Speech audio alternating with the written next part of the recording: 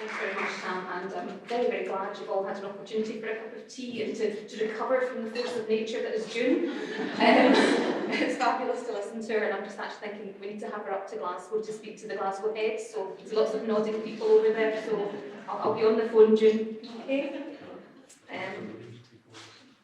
I spoke, I think 2 years ago now, I chaired SPP's conference, and I spoke to you then about One Glasgow, which is our early intervention and prevention programme, and it was really early stages then, so it's lovely for me to be back and tell you a little bit more about where we've got to with it all, and what we've been doing for the last couple of years.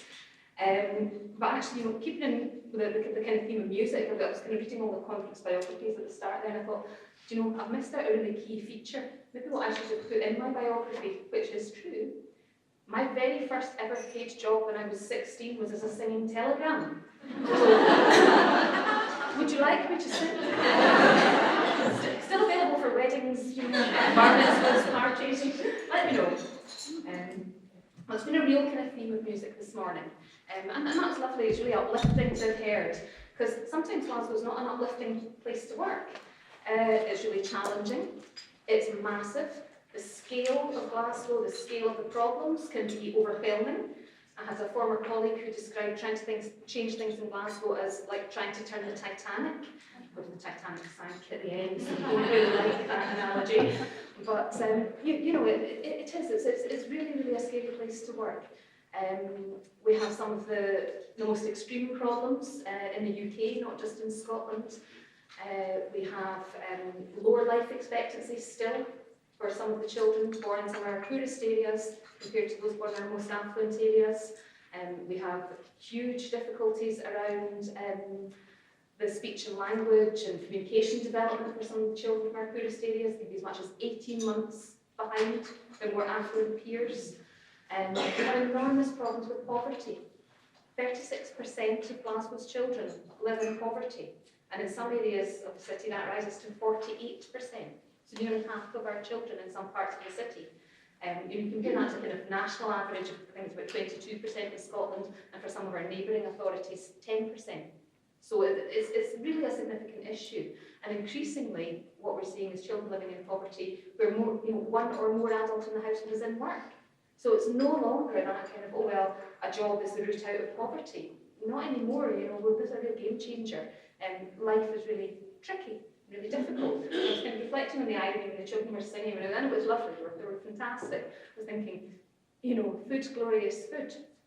We've seen a trebling of food banks in Glasgow in the last 3 or 4 years. Some of our children, actually, food, glorious food, yeah, please, thanks, I really like a nice dinner. So there are serious issues around that. But the choir kind of pulled it back at the end for me, because the other songs that they sang also kind of resonated. I'd do anything for you, dear.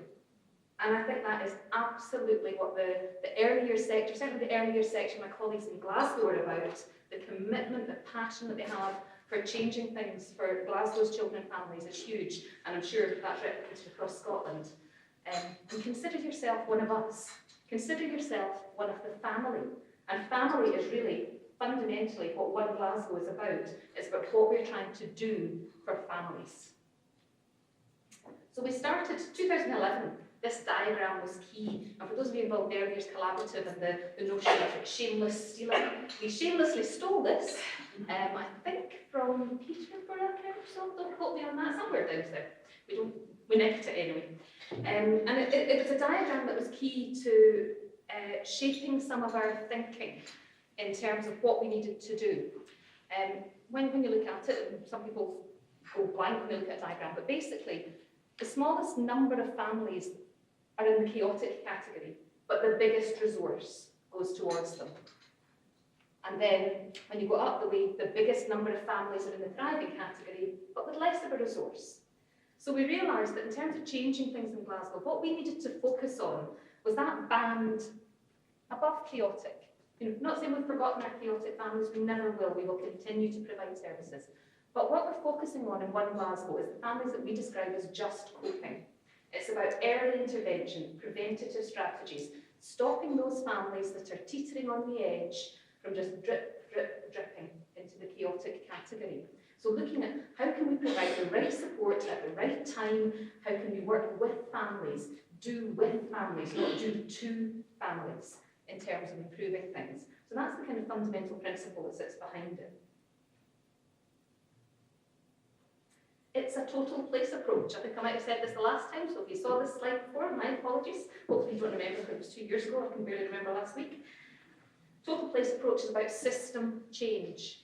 It's about connecting up our systems. A lot of this resonates again with early years collaborative at national level.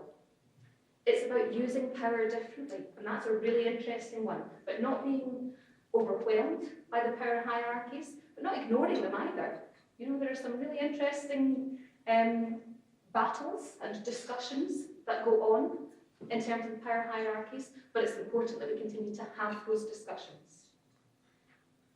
One of my favourite bits of the total place approach is about counting and storytelling. It's about finding the data, finding the stories, really digging deep, finding the stories that will change people's hearts and minds. Because fundamentally, it's about us all working together and everybody turning in the same direction at once, which, let me tell you, in Glasgow is a challenge for a lot of us.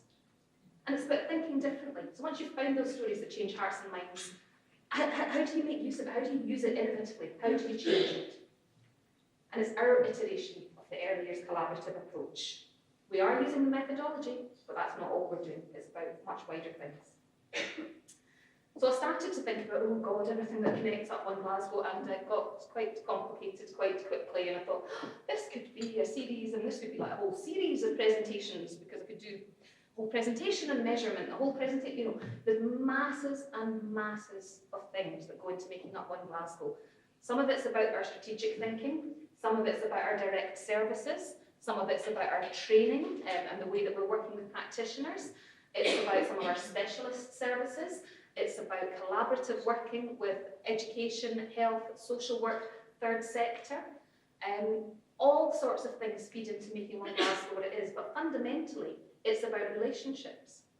It's about how we work together and have better relationships as practitioners across the board, across the sector. Now, I'm the early years manager with education, but that's not really important. You know, I'm the lead officer for One Glasgow, which works right across education, social work, health, third sector.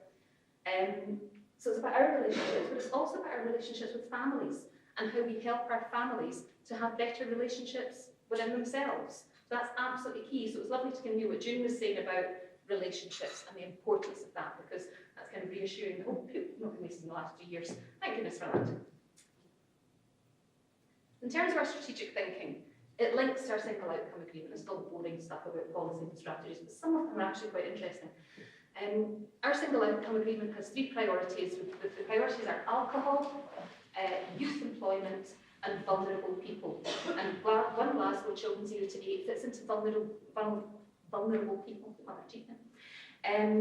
It's thinking about how we work with our most vulnerable families, our just coping families, to prevent them from becoming really high tariff. We have a number of other strategies that tie up. We're working towards being a nurturing city, which sounds like a lovely tagline, and everyone's a nurturing city. What does that actually mean?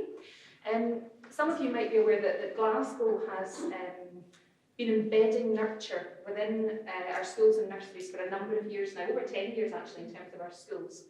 And 3 years ago, 2011, we began working with nurture approaches in nursery as well. And nurture, for those of you who are not familiar with it, again, is fundamentally about relationships. It's about identifying those children who maybe need a little bit of extra help, a little bit of extra support and scaffolding around what they're doing, and giving them that intensive support for a short period of time. It doesn't need to be forever. Giving them the language, giving them the emotional literacy, the ability to self-regulate, to express their feelings in a positive way, and really begin to kind of take responsibility for their own behaviour, their own learning. So we've been working on that for a number of years, and we have now decided that actually it's not good enough to have it confined to those schools and nurseries that happen to have nurture groups or nurture corners. We want it for everyone. So every single practitioner in education, be they a teacher, be they a child development officer, a support for learning assistant, are all being trained in the principles of nurture. So we want to be a nurturing city. It's a really wide thing. For those of you who are interested in knowing more about the earlier stuff, Glasgow Centre for Population Health just this year, just May and June, did an interesting piece of research with Stirling University on nurture corners in nurseries. So if you go onto their website, you can find that report, and it's really interesting. It's kind of reflecting back to us that, yeah, that this is the right thing to be doing. We're also working with UNICEF towards becoming a child-friendly city. So I don't know who it was who asked the question about UNCRC, but absolutely, completely with you on that. This is about children's rights. This is about children's rights to a better life, to have a good life. So UNICEF are working on a child-friendly city programme in 6 cities in the UK. Glasgow is one of them. And the 2 strands they're working with us on are care leavers and children 0 to 8. So we're at the really exciting stage.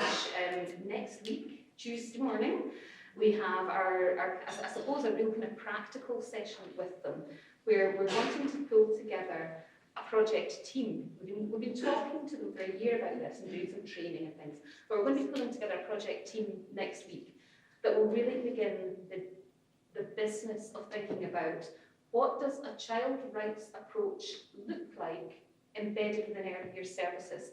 I'm really happy to say that SPPA are going to be part of that. And I was emailing Jean about it, and I was actually a bit embarrassed that it hadn't occurred to me before.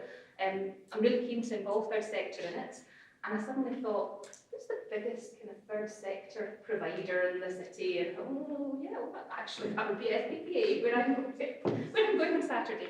So SPPA are going to be part of that. So, you know, that may be work that, whilst it's Glasgow specific at the minute, but I'm quite sure it could begin to resonate for other people and for other bits of SPPA elsewhere in the country as we get a bit more into it.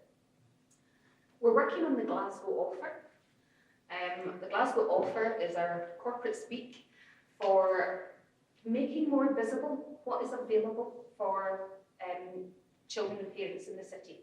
We have a lot of services in Glasgow, loads of early years services. We've got 110 nurseries, we have 100 partners, we have about another 60 odd non-partners, so around about 300 early years services in total. It's a really diverse landscape, it's a mixed economy, it's complicated for parents to work with what we get, and when you add in all the family support services, it gets even more complex. Glasgow Council for Voluntary Services are doing a bit of work at the moment, looking at the GIRFEC approach across the third sector, and I think they reckon there's something like 800 separate organisations working in Glasgow who have connections with children, so loads and loads of people. The Glasgow offer is something we're working on corporately in terms of trying to unpick that a bit, say, this is what we think in Glasgow, this is what we think about the delivery of services, this is what we think about prioritisation in terms of access to services, because it is an issue. You know, budget's always an issue, people will know that. You know, and it is difficult. We would love to be all things to all people, but unless the Minister was going to double my budget this morning, which I could have asked her, but I knew what the answer would be, you know, we can't be all things to all people, so we have to be really careful and cautious and clever about how we do it. We've launched a new family information service, which some of you may have seen. It's, at the moment, at stage 1, it's a fairly extensive childcare search engine with all sorts of advice and different things attached to it, but it will develop. There's a plan to develop that service, to make it really connected to families and communities, to build it from consultation that we're having to do as the new duty under the Children and Young People's Act, and to begin to make it, I suppose, the go-to destination for families wanting to know something. And we're using the early years collaborative methodology. We're working on the key change areas, not without blood, sweat and tears, I can tell you. I have been considerably challenged, I think it would be fair to say, to think about how we make that work. I mean, I'm a bit of a cynic, and I'll be kind of really honest about that.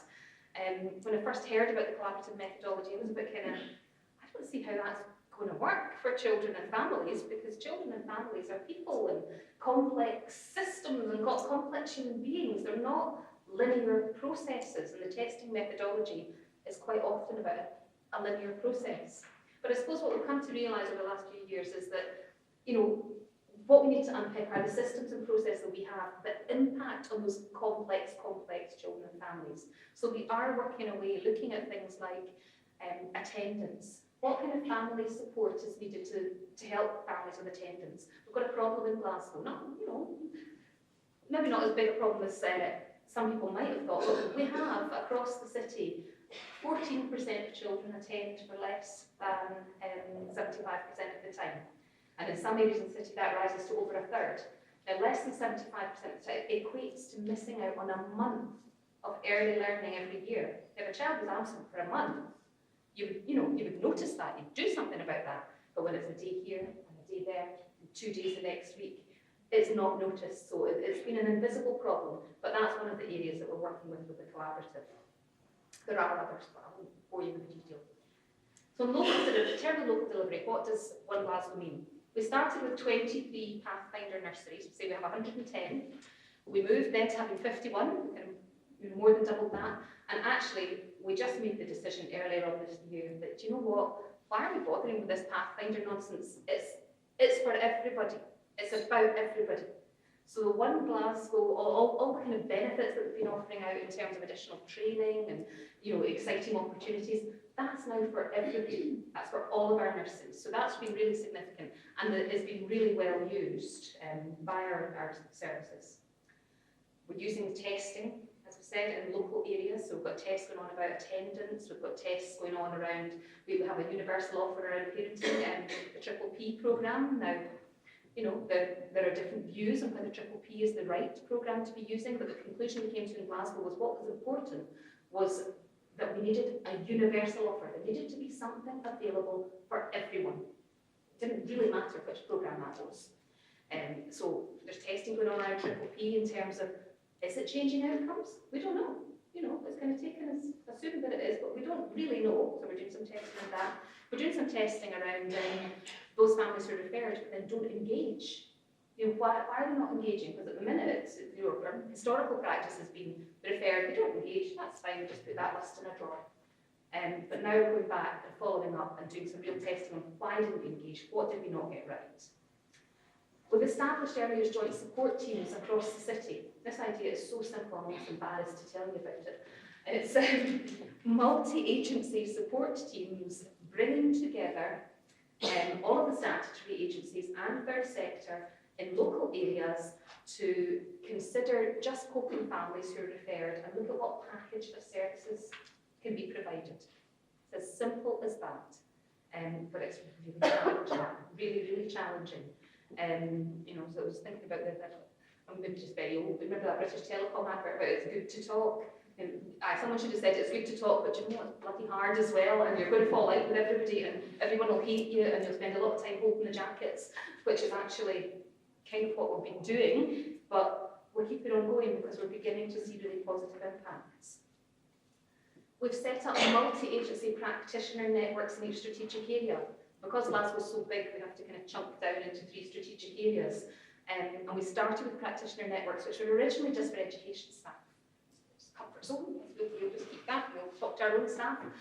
But one of the things that we did at those networks was we started inviting third sector colleagues along to talk about what they did in the area. And that was really popular and went down so well. And actually the third sector people really liked it too. So they said, oh, can we stay? So they've stayed. And we started inviting health people. So some of the health visitors and health practitioners in the areas are finding it really useful because they're hearing the same information at the same time, they're sharing good practice, they're making local connections. I've still to crack social work. If I can get some social workers along to the networks, I would be hugely impressed. But those networks are so popular, we're actually now having to look at creating bigger networks because, or more networks rather, because we don't want them to get too big. So there's lots going on in terms of that.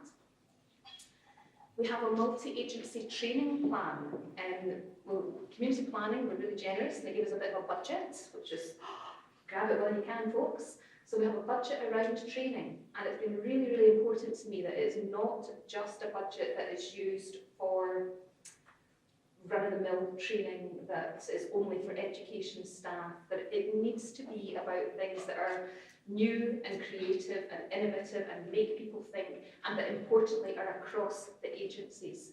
So there's all sorts of different things that we're going into. One of the most recent thing we agreed just 2 weeks ago, in the spring or in February, I think February and Service Day, we're looking at a really significant programme of training all of the staff working with under twos in Glasgow. That's the staff in our baby rooms, but also the staff in our partner nurseries and anyone else who wants to come along on a programme called 5 to Thrive, which is really about attachment. It's about 5 practical things you can do with a baby every day to foster attachment.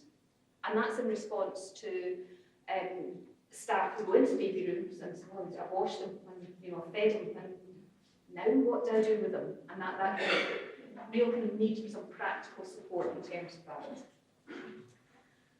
We've commissioned really widely from third sector, and I'm going to tell you a little bit more about that in the next slide. And we have a measurement plan. This is a really boring bit. I won't give you any detail of it, but if anybody would like to know more about our measurement plan, I will be happy to share that with you. And again, we're working with Glasgow Centre for Population Health on that. In terms of third sector, we've got partnerships in place with more than a dozen organisations, including SPPA. With commissioning arrangements, making really good use of the Early Years Change Fund. We have 3 family support PSPs in Glasgow. So when you total that funding up, over the last few years, there's been about £3 million brought into Glasgow by third sector that we're using in terms of commissioning family support. We're looking at new and varied models. We're working with SPPA on a supported toddler group model, which is proving really successful.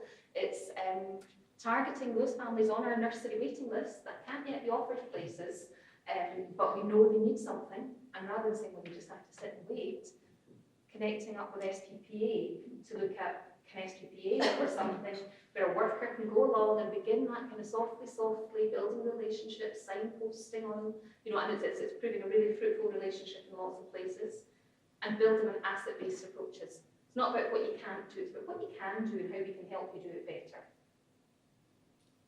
So, very quick story just to finish off. Okay? This is a real case that went to the joint support team, and storytelling, I think, is really important to me in terms of people understanding what it's about. But Jamie's 3. He has global developmental delay, significant tooth decay, he's missed health appointments, he's a lack of routine, lack of consistency in parenting, dad's around a lot but not predictably. He's not known to social work, but dad's 7-year-old from a previous relationship was placed in foster care. So beginning to be a few concerns for the health visitor around this child. Mum is in her 40s, 23-year-old son still at home. She has significant anxiety. We know these mums, we see them in our services. She's just needing something. Quite poor insight. She didn't see it as an issue that James' teeth were rotting in his head, we saw. She neglects her own health needs. No local family, and kind of observation, Dad appears to interact better with James. So the health visitor referred the family, and they did the kind of standard things.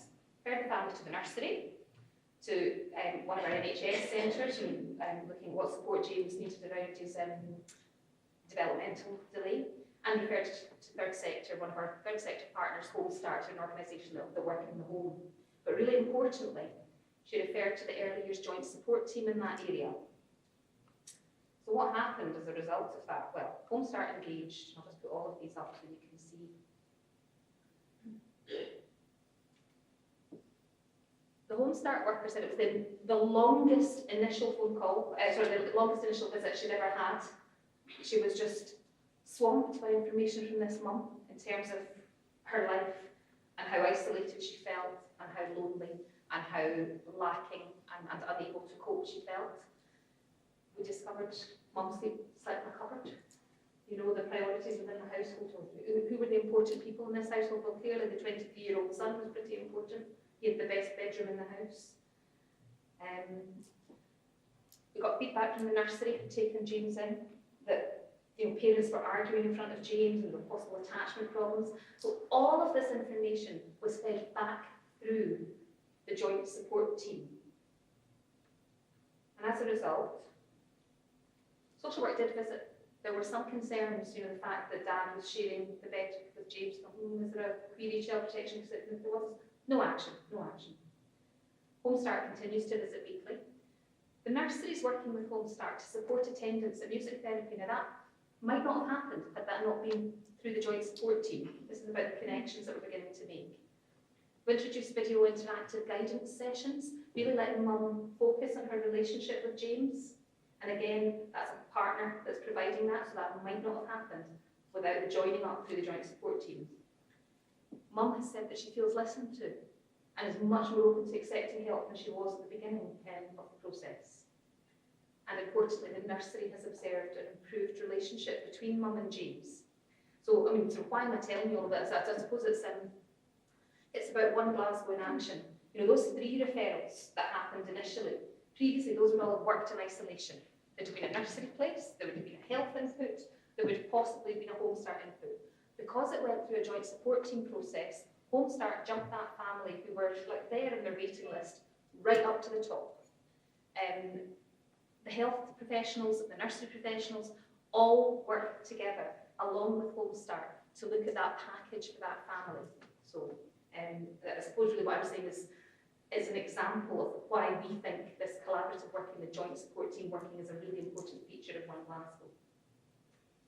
Ongoing review, that's not finished. This is not about fixing families, this is about helping families to get to a better place. So, just to finish off, it's a long-term programme, One Glasgow, and I'm actually really encouraged that I'm still talking about it three years later. I've been in early years for 4 years and I'm here to think about, and I can think of all sorts of initiatives that I would have been talking about, and 3 years later, it's gone, just never mentioned again. We're still talking about it, we're still working on it, we're still doing it 3 years later. Our overarching aim is to build better families, better able to support their children. And it's more than early intervention. It really is. It's linked to our economy, it's linked to the well-being of the city in every sense, it's linked to every strategy that we've got going. And it's about one of the things that June was saying, it's about persistence. We need to keep on going, consistent and persistent. People don't like that, they'd quite like you to back off sometimes, but actually persistence is what it's all about in terms of changing lives for children.